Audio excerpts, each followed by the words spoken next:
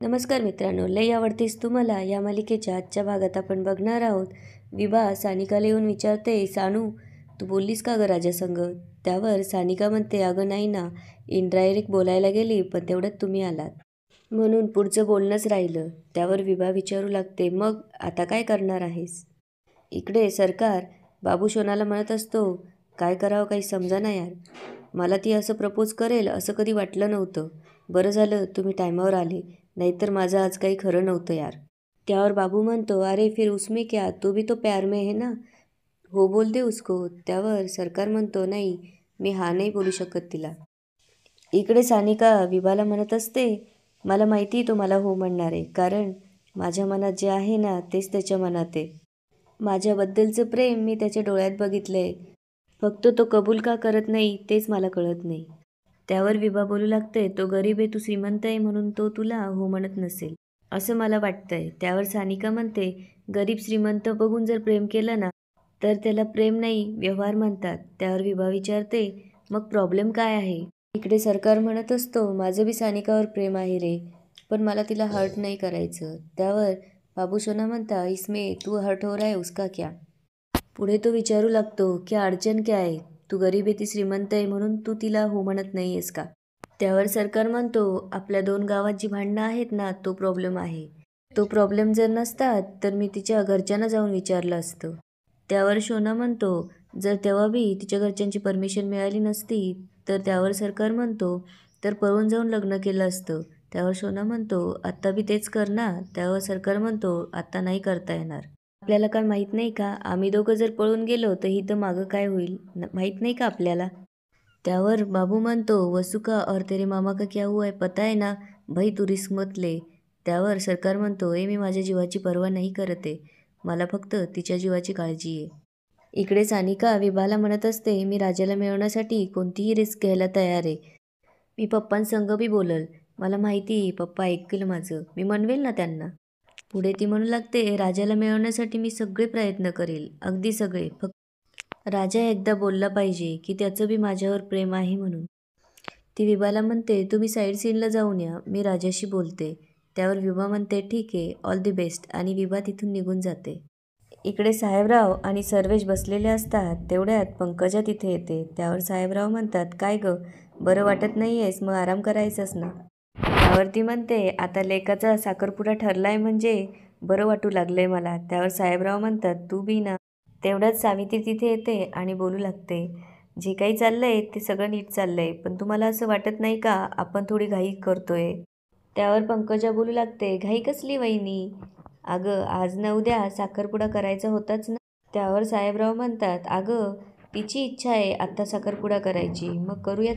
त्यावर सावित्री म्हणते, नाही म्हणजे थोडा वेळ मिळाला असता तर तयारी केली असती ना नीट, म्हणून म्हटलं. त्यावर पंकजा म्हणते, कसली तयारी वहिनी, अगं दादा समर्थ आहे, त्याला काहीच अशक्य नाही बरं का, त्याने जर ठरवलं तर 2 तासात सगळं उभं करू शकतो तो. त्यावर साहेबराव म्हणतात, घ्या, आमची बहीण पंकजा बरोबर ओळखते आमासनी.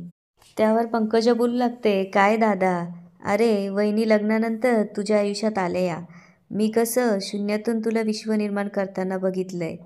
पुढे ती म्हणते, आणि मी सर्वेशला कायम सांगत असते बरं का मामाचे सगळे गुण घे म्हणून. आणि म्हणते, बरं का दादा, तू अजिबात काळजी करू नकोस बया, तू सानिकाला जेवढा जीव लावतोस ना तेवढा सर्वेश बी लावल बरं का, अगदी राणीगत ठेवेल बघ तिला. त्यावर साहेबराव म्हणतात, म्हणजे काय, ठेवणारच तो, आणि मला सर्वेशवर पूर्ण विश्वास आहे, तो मला कधीच नाराज करायचा नाही काय सर्वेश? त्यावर सर्वेश हो मामा म्हणतो. पुढे साहेबराव म्हणतात, बरं गप्पा राहू द्या, तयारीला लागा लवकर, साखरपुडा एकदम दणक्यात करायचा आपल्याला. त्यावर पंकजा म्हणते, होय होय. इकडे जेव्हा सानिका येते तेव्हा तिला भातुकलीचा खेळ मांडलेला दिसतो. ती बावली हातात घेऊन म्हणू लागते, भातुकलीच्या खेळातला हा राजा आणि ही मी. तेवढ्यात सरकार तिथे येतो आणि सानिकाला बघत असतो. तेवढ्यात सानिकाचं लक्ष त्याच्याकडे जातं आणि ती म्हणते, राजा अरे इकडे की. राजा तिच्याजवळ जातो तेव्हा सानिका त्याला म्हणते, तू काय करतोयस इकडे? त्यावर सरकार म्हणतो, मॅडम अहो मी तुमचा बॉडीगार्ड आहे, तिकडे तुम्हाला सगळीकडे हुडकत होतो, तुम्ही तिकडे दिसला नाही म्हणून मी इकडे आलो. लांबून बघितलं तर तुम्ही भातुकलीचा खेळ खेळत होतात, म्हणून म्हटलं बघूया लांबूनच. त्यावर सानिका म्हणते, अरे भातुकलीचा खेळ लांबून नसतो बघायचा, जवळून खेळायचा असतो. की तू खेळलायस का कधी? त्यावर राजा म्हणतो नाही. त्यावर सानिका म्हणते, बस बस बस, मी तुला सांगते कसं खेळायचं ते. आणि सरकार तिच्याजवळ येऊन बसतो. पुढे सानिका म्हणू लागते, भातुकलीच्या खेळातला हा कारभारी आणि ही कारभारीण, दोघांचं नुकतंच लग्न झालंय. पण काय आहे ना, ही कारभारीण जरासा रुसली आहे, कारण तिच्या कारभाऱ्यानं तिने केसात माळलेल्या गजऱ्याचं कौतुकच नाही केलं. त्यावर सरकार म्हणतो, पण काय आहे ना, त्याचं जर तिच्यावर खरंच प्रेम असेल तर प्रेम हे शब्दातून नाही डोळ्यातून दिसलं पाहिजे. त्यावर सानिका म्हणते, प्रत्येक वेळी डोळ्यांची भाषा पुरेशी नसते, ओठांनी पण थोडेसे कष्ट घ्यावे लागतात. ती म्हणते, कधीकधी नात्यांच्या अंतरातली नदी पार करण्यासाठी शब्दांचा पूल हा बांधावाच लागतो. त्यावर सरकार म्हणतो, अय्यो, एकदम कविमानच जाग झालं की मॅडम. पुढे तो म्हणतो, हा भातुकलीचा खेळ लई सोपा दिसतो. त्यावर सानिका म्हणते, खेळच सोपा आहे पण आयुष्य नाही. ती सरकारला विचारते, तुला हा खेळ खेळता येतो? त्यावर सरकार म्हणतो नाही.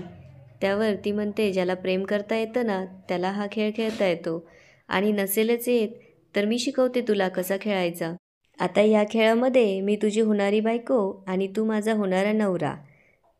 सुखी संसारासाठी आधी एकमेकांची मनं जुळायला हवी. सानिका तिच्या बोलण्यामध्ये सरकारला गुंतवून ठेवते आणि पुढे विचारते, मग आता मला सांग, तुला बायको कशी पाहिजे? त्यावर सरकार म्हणतो, म्हणजे? त्यावर सानिका म्हणते, म्हणजे आपण आता हा खेळ खेळतोय ना, मग त्यात असं विचारतात. त्यावर सरकार म्हणतो, मला बायको की नाही, मनाने चांगली पाहिजे. त्यावर सानिका विचारते, आणि दिसायला? त्यावर सरकार म्हणतो, दिसणं महत्त्वाचं नाही, पण मनाली चांगली पाहिजे. त्यावर सानिका विचारते, मग मनाने चांगली हे कसं कळतं? त्यावर सरकार म्हणतो, ते डोळ्यातनं नाही तर काळजाच्या भाषेतनं कळतं. त्यावर सानिका उठून म्हणते, अच्छा, मग मला आता सांग, मी मनाने चांगली आहे का नाही? त्यावर सरकार म्हणतो, तुम्ही मनाने लई चांगलं आहे, कारण तुम्हाला काळजाची भाषा कळते. असं डायरेक्ट कनेक्शन जुळतंय तुमच्याशी. हे ऐकून सानिका खूप खुश होते. त्यावर सानिका म्हणते, आता तू मला प्रश्न विचार. त्यावर सरकार म्हणतो, तुम्हाला कसा जोडीदार पाहिजे?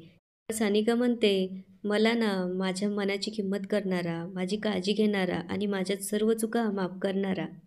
मला ना अगदी जीवापाड जपणारा. त्याच्या आयुष्यात ना मी सगळ्यात जास्त महत्त्वाची पाहिजे. जो मला ना अगदी स्वतःच्या हाताने खरडा भाकरी आणि चहा खाऊ घालेल, जो माझ्या अगदी छोट्या छोट्या गोष्टींचा विचार करेल. ती पुढे म्हणते, थोडक्यात तुझ्यासारखा. त्यावर सरकार म्हणतो, पण तसा मिळालाच नाही मग. त्यावर सानिका म्हणते, तसं होणारच नाही आणि मी तसं होऊच देणार नाही. ती पुढे सरकारचा हातात हात घेते आणि म्हणू लागते, मला जसा जोडीदार हवा आहे ना, तो माझ्या समोरच उभा आहे. ती सरकारकडे बघून म्हणू लागते, राजा, लई आवडतोस तू मला. त्यावर सरकार सानिकाकडे बघू लागतो. पुढे सानिका विचारते, तुला जर माझ्यासारखी जोडीदार पसंत असेल तर माझ्याशी लग्न करशील का?